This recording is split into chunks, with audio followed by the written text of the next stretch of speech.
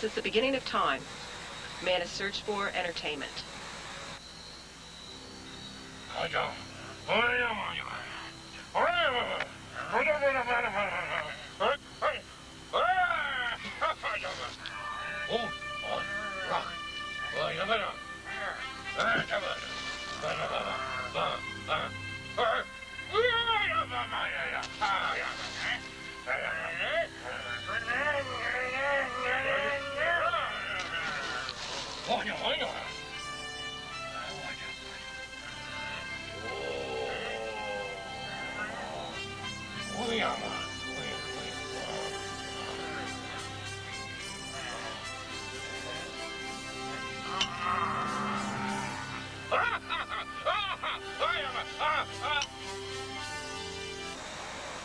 But it was too painful.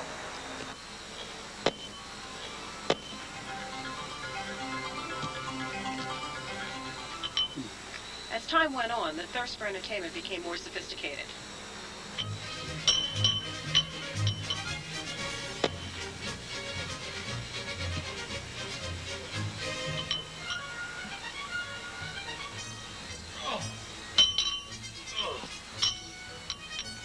But it became too boring.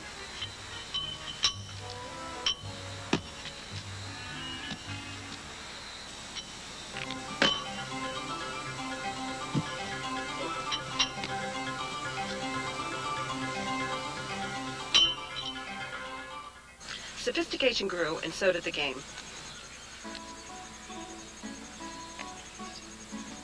Oh, help, boy, help, boy. Over here.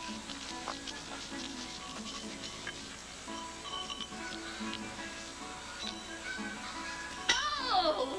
I say this is quite a fun game. What do you call it? Oh! Yes, it is quite fun, but I haven't named it yet. Oh! Well, it is quite a fun game.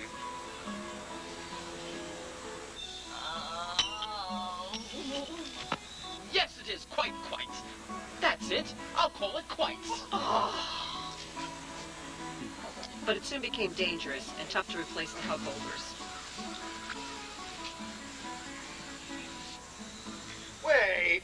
Wait. That's not how it was done. I know the real story. Oh, heavy on there. Hi, folks. I'm Wolf of PQ Wolves, the original Trenton-style steel quoits. Quoits actually started as a weapon during the 16th century.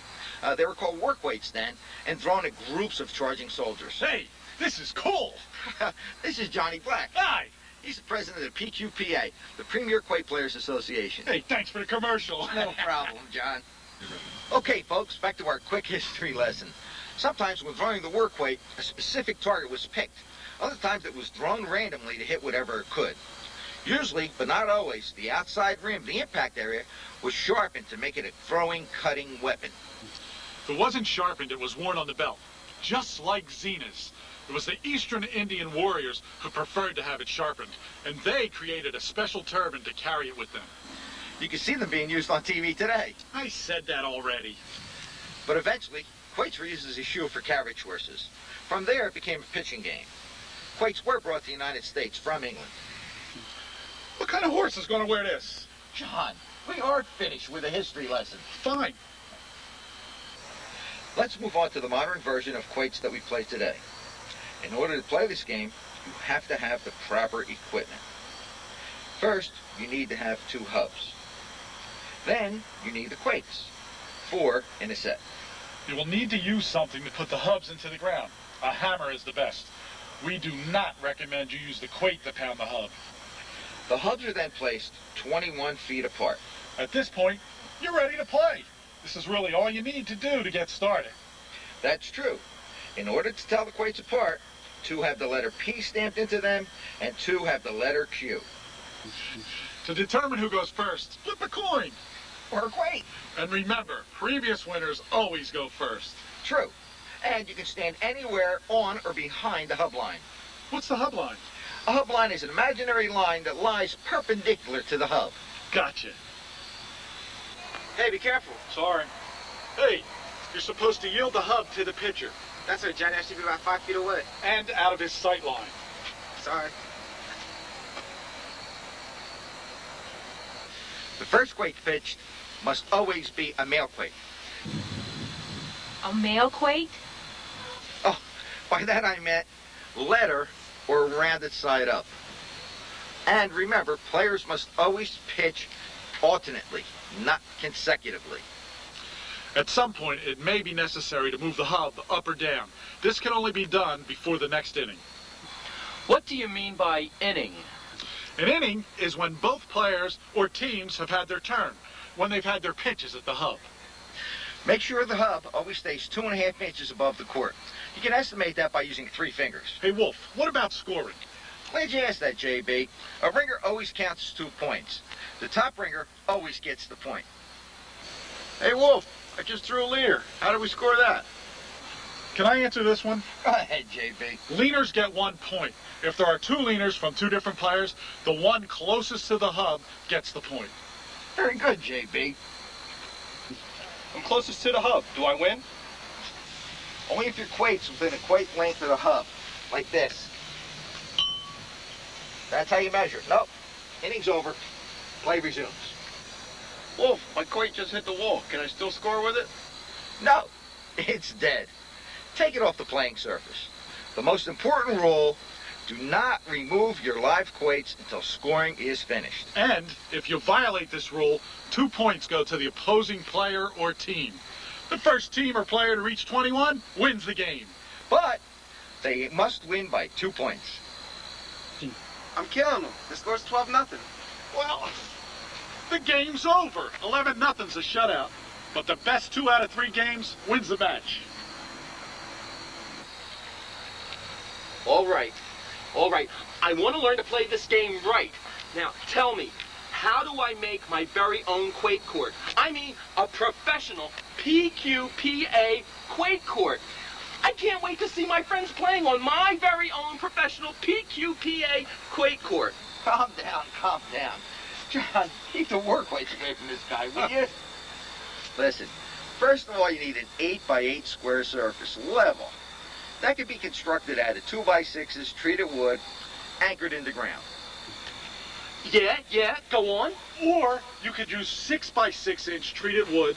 Just make sure you have 4-inch above ground exposure. You can use a front wall, but it's not necessary. If you do use a front wall, make sure that it's only 4.5 inches high. That will ensure that your level clay or dirt surface is contained within your 8x8 square. Front wall. Okay. Oh, what about the surface, huh? Well, calm down, pal. Hey, Wolfie, tell him about the surface. Well, you can use clay or packed dirt. Sand? Never. Oh, okay. The material should be 4.5 inches, smooth and level. Smart to keep a rake and tamper handy to groom the surface as necessary. Smart. Yeah, smart. Well, thanks. Gotta go now. I'm gonna go home right now and build this thing, so gotta go. See ya. Wait a minute. Don't go. We still have a few more hints for you.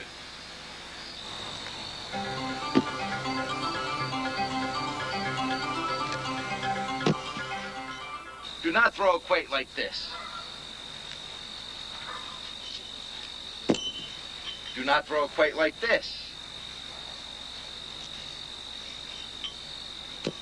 Quoits should be thrown like this, from the side, from the hip. And you can take 1 step forward, like this. And here are a few of the pitches you can use while playing. A she quoit. A she quoit is when you throw the quoit upside down. This is the male side, this is the she side. You throw it in, it comes in, and it slides in, and hopefully it goes right on the hub. This is why you can only use it twice in a game. It comes in this way, slides, goes right on the hub. A kick quoit. A kick quoit is when you have a quoit here next to the hub, and you throw your quoit and it bangs it, and it kicks it out. What should happen is, you throw your quoit, you hit it right here, and the force of this quoit will kick that one out. You get the point. And a Toby quoit. When you throw a Toby quoit, what you want the Toby to do is to come into the hub and flip over like that. So it's going to come in like this and flip over. Can also throw a backward Toby. It's going to come in this way and flip down. Basically, you want it to go into the ground, flip over once, it's on. Flip over twice, it's on. I like that name, a Toby. A Toby. It's good. If you have two quoits like this quoit here gets the point. This quoit are not allowed to push it down and get a leaner or a ringer. Wherever it lands is where it stays. This quoit is closer to the hub, down here, because this one's sticking up. This one gets the point, this one doesn't. We've got 4 people to play. Tell us how to set up a team. 2 players on each team, One player from each team play at opposing hubs. and you score it just like singles. One difference. Players at scoring hub count the points. The pitching players have no say in the score during that inning. Also, in league and tournament play, all the same rules apply. Usually, in league play, teams consist of 3 players. Players can be substituted during the match as needed, in between the games, never during a game. And there's no need for separate leagues. Everybody can compete equally. Can we play now?